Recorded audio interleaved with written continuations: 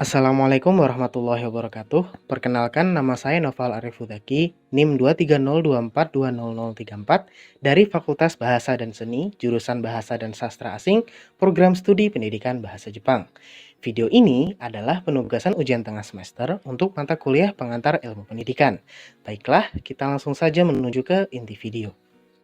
Baiklah, pertanyaan pertama adalah, menurut pendapat saudara, mengapa fenomena homeschooling makin ramai akhir-akhir ini? Kaitkan dengan konsepsi dasar pendidikan yang telah saudara baca dan pahami. Menurut saya, fenomena homeschooling menjadi ramai dikarenakan suasana yang dihadapi saat ini membuatnya sangat dibutuhkan. Menelik dari sejarah, banyak orang yang berhasil meski hanya belajar dari rumah atau homeschooling. Contohnya, Alexander Graham Bell, sang pencipta telepon, Mozart, sang komposer musik terkenal, dan yang lainnya. Kemudian, faktor ekonomi sangat berpengaruh juga. Banyak yang mengeluhkan sudah membayar penuh biaya sekolah, tapi yang didapatkan hanya sedikit. Beberapa faktor di atas memicu peningkatan fenomena homeschooling yang terjadi saat ini. Pertanyaan kedua, apakah homeschooling bisa menjadi alternatif yang tepat? Bagaimanakah kegiatan pembelajaran dalam homeschooling memfasilitasi peserta didik sesuai dengan hakikatnya sebagai manusia? Homeschooling dapat menjadi alternatif yang tepat karena kurikulum yang diberikan dapat disesuaikan dengan kebutuhan dan potensi peserta didik.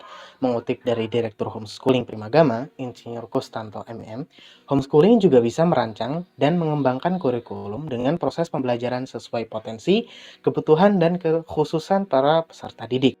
Beberapa homeschooling juga menyediakan kelompok-kelompok, sehingga salah satu hakikat manusia, yaitu bersosialisasi dengan sesamanya, masih dapat terpenuhi. Kurikulum dalam kelompok homeschooling juga diharapkan dapat mencerminkan kegiatan untuk membangun kemampuan pribadi peserta didik dan membangun kemampuan keterampilan sainteks seperti kognitif, bahasa, motorik kasar, motorik halus, seni, kemandirian, dan sosial emosional. Pertanyaan ketiga, pada fenomena di atas, bagaimana lingkungan pendidikan dapat memengaruhi keberhasilan belajar? Kaitkan dengan hubungan yang terjadi dalam berbagai lingkungan pendidikan yang dapat teramati dari sumber berita.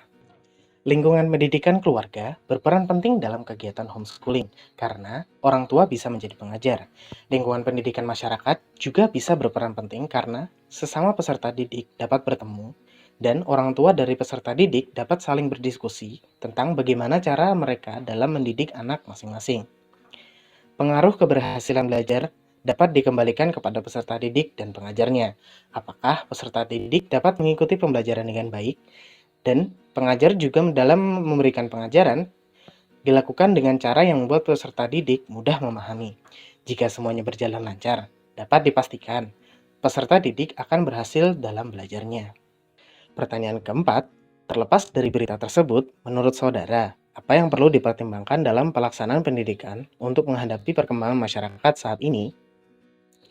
Melihat dari kondisi saat ini, peserta didik haruslah dipersiapkan dengan matang agar saat mereka terjun ke masyarakat yang selalu berkembang, sudah siap menghadapi apapun masalah yang datang kepada mereka. Zaman ini, banyak informasi-informasi yang tersebar dan masyarakat juga semakin pintar dalam mengolah informasi tersebut. Yang kurang hanyalah bagaimana cara mereka dalam memilah informasi. Diharapkan agar peserta didik nantinya bisa membantu masyarakat dalam memilah informasi sesuai bidang studi yang diambil oleh masing-masing peserta didik. Peserta didik berasal dari masyarakat, jadi haruslah mereka juga kembali ke masyarakat. Sebagai penutup, saya ada sebuah pesan singkat untuk pelaksanaan pendidikan yang lebih baik. Setiap individu peserta didik itu berbeda, tidak dapat disamakan. Jika semua disamakan, perkembangan tiap peserta didik akan berbeda, sehingga akan terlihat sekali kesenjangan dalam pelaksanaannya. Sebaiknya, pendidik sedikit mengetahui apa saja kelebihan dan kekurangan dari setiap peserta didik agar pendidik dapat memberikan pengetahuannya secara merata kepada semua peserta didiknya. Baik, demikianlah jawaban-jawaban saya. Apabila dalam penyampaian saya tadi ada salah kata, saya mohon maaf. Semoga penyampaian saya tadi dapat menjadi manfaat bagi Anda semua. Sekian, wassalamualaikum warahmatullahi wabarakatuh.